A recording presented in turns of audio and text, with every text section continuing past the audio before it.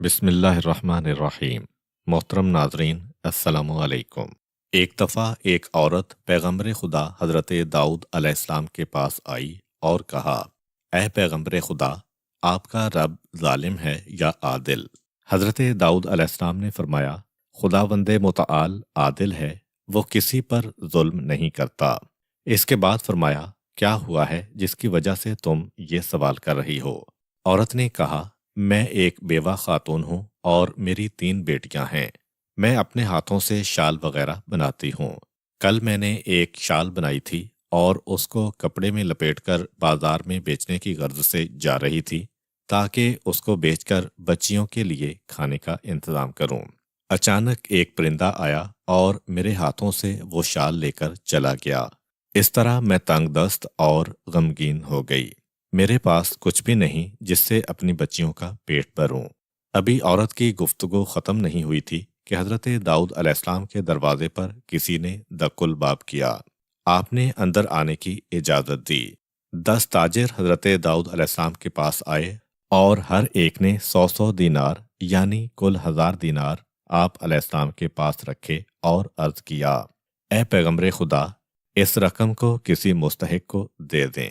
جناب داؤد علیہ السلام نے ان تاجروں سے پوچھا، اس کی کیا وجہ ہے کہ تم سب مل کر اس رقم کو یہاں پر لے کر آئے ہو؟ تاجروں نے عرض کیا، ہم ایک کشتی پر سوار تھے کہ اچانک ایک طوفان اٹھا اور کشتی میں سوراخ ہو گیا اور قریب تھا کہ ہم غرق ہو جائیں اور ہم ہلاک ہو جائیں۔ اس وقت ہم نے ایک پرندے کو دیکھا کہ اس نے ہماری طرف ایک سرخ کپڑا پھینکا۔ جب ہم نے اس کپڑے کو دیکھا تو اس میں ایک شال تھی۔ اس شال کے ذریعے سے ہم نے کشتی کے سوراخ کو بند کیا اور اس طرح ہم نجات پا گئے اور طوفان کو بھی آرام آ گیا اور ہم ساحل پر پہنچ گئے۔ خطرے کے وقت ہم سب نے منت مانی تھی کہ اگر ہماری جان بچ گئی تو ہم میں سے ہر ایک 100 دینار صدقہ دے گا۔ اس وقت یہ 1000 دینار آپ کی خدمت میں لے کر آئے ہیں، آپ کی مرضی، جس کو بھی چاہیں صدقہ دیں۔ حضرت داؤد علیہ السلام نے عورت کی طرف رخ کیا اور فرمایا، تیرے رب نے تیرے لیے دریا سے ہدیہ بھجوایا ہے، لیکن تو اس کو ظالم اور ستمگر جانتی ہے۔ اس کے بعد 1000 دینار اس عورت کو دیے اور فرمایا، ان پیسوں کے ذریعے بچیوں کے کھانے پینے کا انتظام کر۔ پروردگار عالم تیرے حالات اور روزگار سے دوسروں کی نسبت زیادہ جاننے والا ہے۔ حضرت موسیٰ علیہ السلام کے زمانے میں ایک دن ابلیس حضرت کے پاس آیا اور کہا، چاہتا ہوں کہ آپ کو 1003 نصیحتیں کروں۔ حضرت موسیٰ علیہ السلام ابلیس کو پہچان گئے اور فرمایا، جتنا تم جانتے ہو اس سے کہیں زیادہ میں جانتا ہوں، مجھے تیری نصیحت کی کوئی ضرورت نہیں۔ حضرت جبرائیل حضرت موسیٰ علیہ السلام پر وحی لے کر نازل ہوئے اور عرض کی، اے موسیٰ، پروردگار عالم فرماتا ہے، اس کے 1000 نصائح غریب ہیں، لیکن اس کی 3 نصیحتیں کام آنے والی ہیں، ان کو سنو۔ حضرت موسیٰ علیہ السلام نے ابلیس سے فرمایا، 1000 کو چھوڑو، 3 نصیحتیں بیان کرو۔ ابلیس نے کہا، جب بھی کسی نیک کام کو انجام دینے کا ارادہ کرو تو فوراً اس کو انجام دو، ورنہ تم کو پشیمان کر دوں گا۔ اگر کسی نامحرم کے ساتھ تنہائی میں بیٹھے ہو تو مجھ سے غافل نہ رہنا، ورنہ تم کو برے کام کرنے پر اباروں گا۔ جب بھی تم کو غصہ آئے تو اپنی جگہ کو تبدیل کر لو، ورنہ تم کو لڑائی جھگڑے کے لیے تیار کر دوں گا۔ ابلیس نے کہا، اب جب کہ میں نے تم کو 3 نصیحتیں کی ہیں تو میرا تم پر حق بنتا ہے، اس کے بدلے میں تم خدا سے میرے لیے بخشش طلب کرو۔ حضرت موسیٰ علیہ السلام نے ابلیس کی چاہت کو پروردگار عالم سے عرض کیا۔ رب کریم نے فرمایا، اے موسیٰ، ابلیس کو جا کر کہو، اس شرط پر تم کو معاف کروں گا کہ جب تم آدم کی قبر پر جا کر اس کو سجدہ کرو گے۔ حضرت موسیٰ علیہ السلام نے اللہ کا پیغام ابلیس تک پہنچایا۔ ابلیس جو کہ غرور و تکبر میں غوطہ زن تھا، کہا، اے موسیٰ، جب آدم زندہ تھے اس وقت میں نے ان کو سجدہ نہیں کیا، تو اب ان کے مرنے کے بعد کس طرح ان کو سجدہ کر سکتا ہوں؟ غرض یہ کہ ابلیس نے اپنے غرور و تکبر کی بنا پر اپنی بخشش کا موقع ضائع کر لیا۔ ایک دفعہ کا ذکر ہے کہ مامون کے نوکروں میں سے ایک نے اس کو بتایا کہ ہمارے ہمسایہ میں ایک دیندار مرد رہتا تھا، اس نے آخری عمر میں اپنے جوان بیٹے کو، جس کا تجربہ کم تھا، وصیت کی اور کہا، اے بیٹا، پروردگار عالم نے مجھے مال اور نعمتیں عطا کی ہیں جن کو میں نے کافی زحمتوں سے حاصل کیا ہے، اور یہ سارا مال و نعمتیں تجھے بہت آسانی سے میراث میں مل رہی ہیں، لہٰذا ان کی قدر جاننا اور اسراف نہ کرنا، نااہل دوستوں سے پرہیز کرنا، لیکن میں جانتا ہوں نااہل تیرے ارد گرد آئیں گے اور تیرا مال ختم ہو جائے گا، اور کبھی بھی اس گھر کو نہ بیچنا۔ جس وقت مال و دولت ختم ہو جائے اور تیرے دوست دشمن بن جائیں، اور جب تم ارادہ کر لو کہ اپنے آپ کو خودکشی کے لیے تیار کر لو، تو تم اپنے آپ کو اس رسی کے ذریعے جس کو میں نے باندھا ہوا ہے اس میں پھندا لگا لینا۔ بیٹے نے باپ کے مرنے کے بعد مال کو خرچ کیا اور اسراف کیا، نااہل دوستوں پر اپنا مال لٹا دیا، اور جب مال ختم ہو گیا تو وہی دوست اس کے دشمن بن گئے۔ لیکن اس نے اپنے باپ کی اس وصیت پر عمل کیا کہ گھر نہیں بیچا، اور اس نے خودکشی کا ارادہ کیا اور اس رسی میں لٹکنے کے لیے گیا جس کو باپ نے چھت سے باندھا ہوا تھا۔ رسی میں گردن کو ڈالا تاکہ خودکشی کرے۔ وزن ہونے کی وجہ سے اچانک رسی ٹوٹ کے نیچے گری اور وہاں سے 10,000 دینار نیچے گرے۔ جس وقت جوان نے ان دینار کو دیکھا تو خوشحال ہوا اور اپنے باپ کی وصیت کا مطلب سمجھا کہ کیوں باپ نے کہا تھا کہ گھر نہ بیچنا۔ اس کے بعد وہ خواب غفلت سے بیدار ہوا اور اسراف و فضول خرچی سے دوری اختیار کی اور میانہ روی کے ذریعے زندگی کا آغاز کیا۔ کہتے ہیں کہ دو نابینا فقیر اس راستے میں بیٹھے ہوئے تھے جہاں سے ہارون الرشید کی زوجہ زبیدہ گزرتی تھی۔ زبیدہ کی سخاوت اور بخشش ان دونوں نے کافی سنی ہوئی تھی۔ ان میں سے ایک فقیر نے کہا، اے اللہ، تو مجھے اپنے فضل و کرم سے روزی عطا فرما۔ دوسرے نے کہا، خدایا، مجھے ام جعفر یعنی زبیدہ کے فضل و کرم سے روزی عطا فرما۔ زبیدہ ان فقیروں کی دعا سے باخبر ہوئی اور روزانہ 2 درہم پہلے والے کے لیے اور دوسرے فقیر کے لیے 1 مرغ اور اس کے شکم میں 10 دینار سونے کے رکھ کر بیچتی تھی۔ جس فقیر کے پاس مرغ بیچتی تھی وہ بغیر اس کے شکم میں جستجو کیے ہوئے اس مرغ کو 2 درہم میں اپنے ساتھی کو بیچ دیتا۔ 10 دن تک اسی طرح ہوتا رہا۔ ایک دن زبیدہ نے اس فقیر کو اپنے پاس بلوایا جو اس کے فضل و کرم کا طالب تھا۔ جب فقیر زبیدہ کے پاس آیا تو کہا، کیا ہمارے فضل و کرم نے تم کو غنی بنا دیا یا نہیں؟ فقیر نے کہا، کون سا آپ کا فضل و کرم؟ زبیدہ نے کہا، 10 دن تک مرغی کے پیٹ میں 100 دینار رکھ کر جو تم کو بیچے تھے۔ نابینا فقیر نے کہا، میں نے دینار تو نہیں دیکھے۔ روزانہ 1 مرغ آپ کا ملتا تھا، وہ میں اپنے برابر والے فقیر کو 2 درہم میں بیچ دیا کرتا تھا اور وہ مجھ سے خرید لیتا تھا۔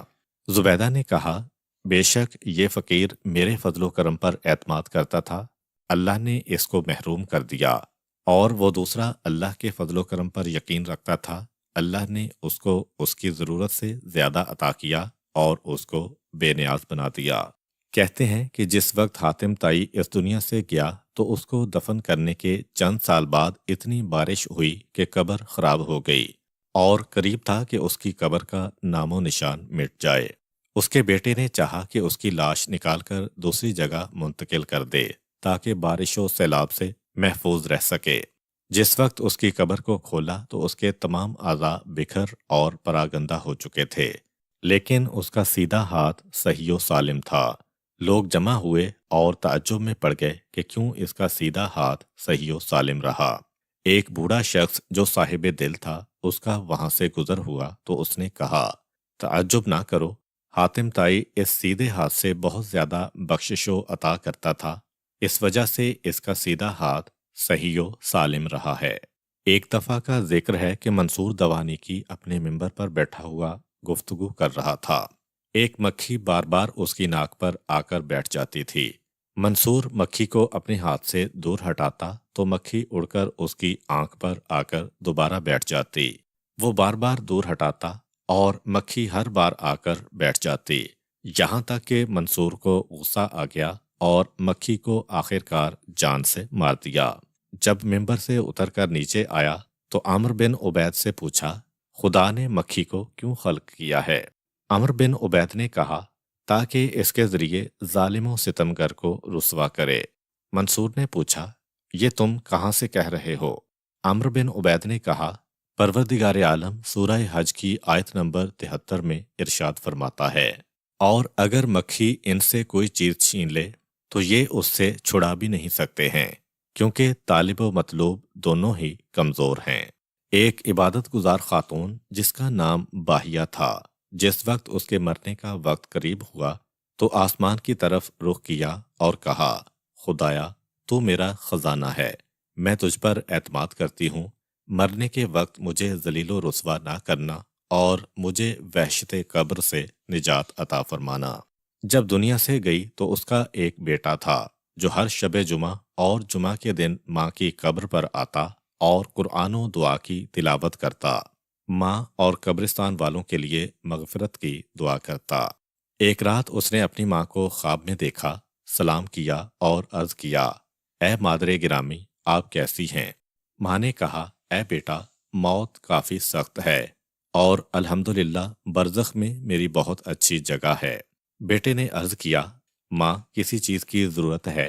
ماں نے کہا بیٹا ہمیشہ دعا، زیارت اور قرآن کی تلاوت میرے لیے کرتے رہا کرو۔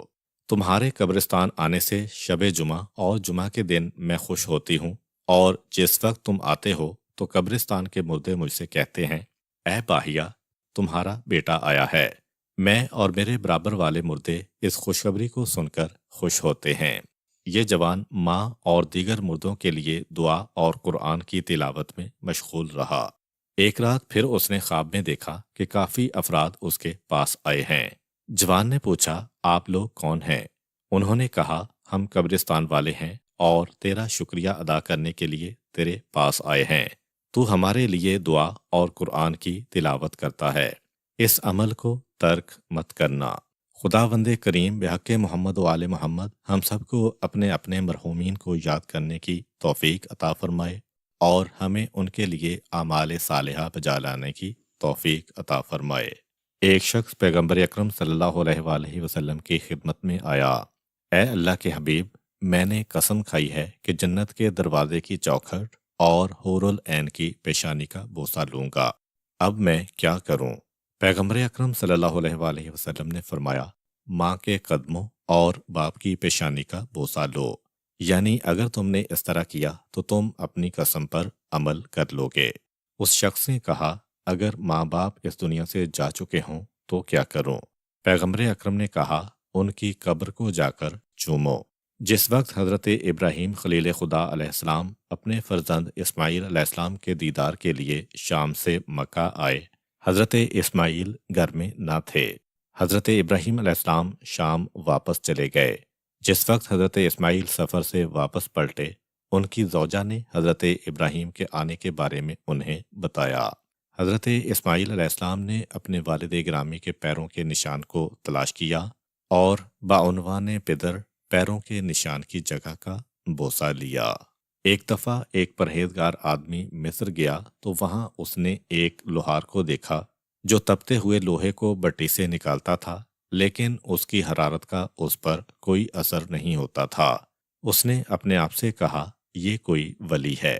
وہ شخص آگے بڑھا اور اسے سلام کیا اور کہا تجھے اس خدا کا واسطہ جس نے تیرے ہاتھ پر یہ کرامت جاری کی ہے، میرے حق میں دعا کر۔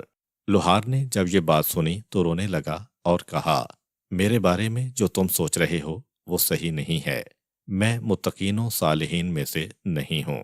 اس شخص نے کہا ایسا کیسے ہو سکتا ہے؟ ایسا کام تو خدا کے نیک بندوں کے سوا کوئی نہیں کر سکتا۔ اس نے جواب دیا یہ بات صحیح ہے لیکن اس کا سبب کچھ اور ہے۔ اس شخص نے اس کا سبب جاننے پر اصرار کیا۔ لوہار نے کہا ایک دن میں اپنی دکان میں کام میں مشغول تھا کہ ایک انتہائی خوبصورت عورت میرے پاس آئی اور اپنی غربت و لاچاری ظاہر کی۔ میرا اس پر دل آ گیا۔ میں نے کہا ایک شرط پر میں تمہاری مدد کر سکتا ہوں، اگر تم میری خواہش پوری کر دو تو میں پھر تمہاری مدد کروں گا۔ اس نے انتہائی افسوس سے کہا کہ اللہ سے ڈرو، میں ایسی عورت نہیں ہوں۔ میں نے کہا کہ پھر اپنا راستہ لو۔ وہ چلی گئی۔ تھوڑی دیر کے بعد وہ پلٹ کر آئی اور کہا کہ اتنا جان لو کہ انتہائی تنگ دستی نے مجھے تیری خواہش پوری کرنے پر مجبور کیا ہے۔ میں نے دکان بند کی اور اس کے ساتھ گھر چلا گیا۔ دروازے کو تالا لگایا تو اس نے کہا کہ تالا کیوں لگا رہے ہو؟ میں نے کہا کہ ڈرتا ہوں کسی کو اطلاع نہ ہو جائے اور میری رسوائی کا سبب بنے۔ یہ سن کر وہ کانپنے لگی اور اس کی آنکھوں سے آنسو جاری ہو گئے۔ اس نے کہا اللہ سے کیوں نہیں ڈرتے ہو؟ میں نے کہا تم کیوں کانپ رہی ہو؟ اس نے کہا تو لوگوں کے خوف کی وجہ سے تالا لگا رہا ہے، لیکن میرا خدا ہمیں دیکھ رہا ہے، میں کیوں نہ ڈروں؟ اس نے گڑ گڑا کر کہا اے شخص، اگر تو مجھے چھوڑ دے تو میں خدا سے دعا کروں گی کہ وہ تیرے بدن کو دنیا و آخرت کی آگ میں نہ جلائے۔ اس کے آنسوؤں اور التجا نے مجھ پر اثر کیا۔ میں اپنے ارادے سے رک گیا اور اس کی ضرورت پوری کر دی۔ وہ خوشی خوشی اپنے گھر چلی گئی۔ اسی رات میں نے خواب میں ایک محترم خاتون کو دیکھا جس کے سر پر یاقوت کا تاج تھا۔ اس نے کہا اے شخص، خدا تجھے جزائے خیر دے۔ میں نے کہا آپ کون ہیں؟ انہوں نے فرمایا میں اس لڑکی کی ماں ہوں جو تیرے پاس آئی تھی اور تو نے خوف خدا کے باعث اسے چھوڑ دیا۔ خدا دنیا و آخرت میں تجھے آگ میں نہیں جلائے گا۔ میں نے کہا وہ عورت کس خاندان سے تھی؟ انہوں نے فرمایا رسول خدا صلی اللہ علیہ وآلہ وسلم کے خاندان سے۔ اس کے بعد میں خواب سے بیدار ہوا اور انتہائی شکر الہی کیا، لہٰذا اس لیے آگ مجھ پر کوئی اثر نہیں کرتی۔ قدیم زمانے میں ایک شخص قبر کھود کر مردوں کا کفن چوری کرتا تھا۔ اس کے ایک ہمسائے کو اس کی اس بری حرکت کا علم تھا۔ بیچارہ ہمسایہ جب بستر مرگ پر پڑا اور جب اسے اپنی زندگی کی توقع نہ رہی تو اس نے کفن چور کو اپنے گھر میں بلایا اور ایک بند کمرے میں ایک پوٹلی اس کے سامنے رکھ دی اور کہا بھائی، اگر مجھ سے تم کو آج تک کوئی تکلیف پہنچی ہو تو بیان کرو۔ کفن چور نے جواب دیا نہیں جناب، آپ تو بڑے نیک آدمی ہیں، آپ بھلا کسی کو کیوں کر تکلیف پہنچائیں گے؟ بھائی، مجھے خدشہ ہے کہ میرے مرنے کے بعد تم میری قبر کھود کر کفن چرا لو گے۔ اس بات کے پیش نظر میں نے یہ 2 کفن خریدے ہیں، ایک انتہائی قیمتی ہے اور دوسرا کم قیمت والا ہے۔ تم یہ قیمتی والا کفن لے لو اور مجھے اللہ کے واسطے مرنے کے بعد برہنہ نہ کرنا۔ کفن چور نے پہلے تو تکلف سے کام لیا، کہنے لگا میں آپ کے ساتھ ایسی کوئی حرکت نہیں کروں گا، کفن آپ ہی رکھ لیں۔ لیکن ہمسایہ نہ مانا اور کہا ایسا ہرگز نہیں ہو سکتا، آپ کو میری یہ پیشکش قبول کرنا ہوگی، یہ بات میرے اور تمہارے درمیان ہی رہے گی، کسی کو اس بات کا علم تک نہیں ہوگا۔ بہرحال کافی اصرار کے بعد اس کفن چور نے کفن لے لیا اور چلا گیا۔ ہمسایہ دنیا سے رخصت ہو گیا اور اسے سپرد خاک کر دیا گیا۔ رات کو کفن چور کو خیال آیا کہ مردے کو کیا معلوم وہ کون سی عقل رکھتا ہے، کیوں نہ پڑوسی کا کفن بھی چرا لیا جائے، ایسے ہی ضائع ہو جائے گا۔ کفن چور نے حسب معمول ہمسایہ کی قبر کھودی اور اسے برہنہ کرنا چاہا تو یکا یک میت سے رونے کی آوازیں آنے لگیں، مجھے برہنہ مت کر، مجھے برہنہ مت کر۔ یہ جملہ کفن چور کے دل میں اتر گیا، وہ خوف خدا سے لرزنے لگا اور قبر سے فوراً باہر آ گیا۔ اس کے اوپر ایسا خوف خدا طاری ہوا کہ وہ بیمار پڑ گیا، سمجھ گیا کہ یہ خوف مجھے مار ڈالے گا۔ اپنے بیٹے کو وصیت کی کہ میں نے تمہاری خاطر بڑی زحمتیں اٹھائیں، اب تم سے ایک خواہش ہے، میری وصیت ہے کہ میرے مرنے کے بعد مجھے سپرد خاک مت کرنا، بلکہ میری لاش کو ایک صحرا میں لے جا کر نظر آتش کر دینا، آدھی راکھ کو دریا میں اور باقی آدھی کو صحرا میں بکھیر دینا۔ میں بڑا گناہگار بندہ ہوں، میں مسلمانوں کے قبرستان میں دفن ہونے کی اہلیت نہیں رکھتا۔ جب کفن چور مر گیا اور اس کی وصیت پر عمل کیا گیا تو اللہ کی طرف سے اسے زندہ کیے جانے کا حکم ہوا۔ اسے زندہ کیا گیا، ندا آئی اے بندہ، تو نے یہ کیسی وصیت کی؟ عرض کیا خدایا، تو شاہد ہے کہ خوف ندامت کی وجہ سے میں نے ایسا کیا۔ ندا آئی ہم نے تجھے اپنی امان میں قرار دیا، جو کوئی خدا سے ڈر گیا تو خدا اسے اپنی پناہ میں لے لیتا ہے۔ ابن بطوطہ مصری نے 700 سال قبل جن ممالک کا سفر کیا تھا اسے سفر نامے کی صورت میں مرتب کیا۔ وہ بیان کرتا ہے کہ جب میں شیراز پہنچا تو جامع مسجد عتیق کا دورہ کیا۔ مسجد کا تمام صحن سنگ مرمر کا بنا ہوا تھا۔ 24 گھنٹوں میں 3 مرتبہ اس کی دھلائی ہوتی تھی۔ نماز کے وقت لوگوں کا ہجوم کافی ہوتا تھا۔ مسجد کے باہر ایک بازار بھی تھا جس کی زیبائی بازار شام کے علاوہ میں نے کہیں نہیں دیکھی۔ جب میں بازار میں داخل ہوا تو میری نظر ایک دکاندار پر پڑی جس کے پاس کوئی خریدار نہیں تھا اور وہ قرآن کی تلاوت میں مشغول تھا۔ اس کی یہ بات مجھے بڑی پسند آئی اور میں اس کے پاس جا کر بیٹھ گیا۔ احوال پرسی کی۔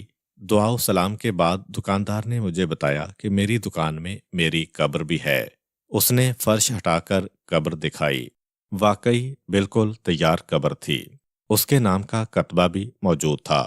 اس نے مجھے اس کی وجہ بتاتے ہوئے کہا، میں نے اپنی روزی کی جگہ کو قبرستان میں اس لیے تبدیل کر رکھا ہے کہ اللہ تعالیٰ کو نہ بھول سکوں، تاکہ موت یاد رہے اور اس طرح دنیا کے فریب کا شکار نہ ہو جاؤں، اپنے خریداروں سے کسی قسم کا دھوکہ نہ کروں اور با ایمان اس دار فانی سے کوچ کروں۔ جب کوئی گاہک نہیں ہوتا تو یہاں بیٹھا قرآن کی تلاوت کرتا ہوں تاکہ نفس قابو میں رہے۔ تو یہ تھی 700 سال قبل شیراز کے ایک دکاندار کی خدا پرستی کی ایک مثال، اور اب دیکھیے صورتحال یکسر بدل چکی ہے۔ سب لوگ موت سے غافل ہو چکے ہیں۔ اب تو برسوں گزر جاتے ہیں اور کوئی موت کو یاد نہیں کرتا۔ آخرت کے لیے کوئی فکر مند نظر نہیں آتا۔ سب کی توجہ کار، بنگلے اور دیگر مادی وسائل کی طرف مرکوز ہے۔ قدیم زمانے کی بات ہے کہ ایک عابد شخص اپنے حجرے میں بیٹھا اللہ کی عبادت کر رہا تھا کہ چند شیطان صفت لوگوں نے ایک بدکار عورت کے ساتھ مل کر عابد کو ورغلانے کا منصوبہ بنایا۔ عورت نے عابد کے حجرہ کا دروازہ کھٹکھٹایا۔ عابد نے دروازہ کھولا تو عورت نے بے کسی کا اظہار کرتے ہوئے کہا، میرے پیچھے چند لوگ لگے ہوئے ہیں، مجھے ڈر ہے کہ کہیں وہ مجھے اغوا نہ کر لیں، میں بڑی مشکل میں ہوں، خدا کے لیے میری مدد کریں، ایک رات اپنے حجرے میں مجھ مجبور و بے کس کو پناہ دے دیں، آپ کی بڑی مہربانی ہوگی، صبح ہوتے ہی میں یہاں سے چلی جاؤں گی۔ عابد نے کہا، آ جاؤ، اللہ مالک ہے۔ بیچارہ عابد بہت بری طرح پھنس گیا۔ شہوت کی آگ غالب آنے لگی۔ کیا کروں؟ اس کے دماغ میں یہ بات آئی کہ اس آگ کو خوف الہی کے ذریعے ہی بجھایا جا سکتا ہے۔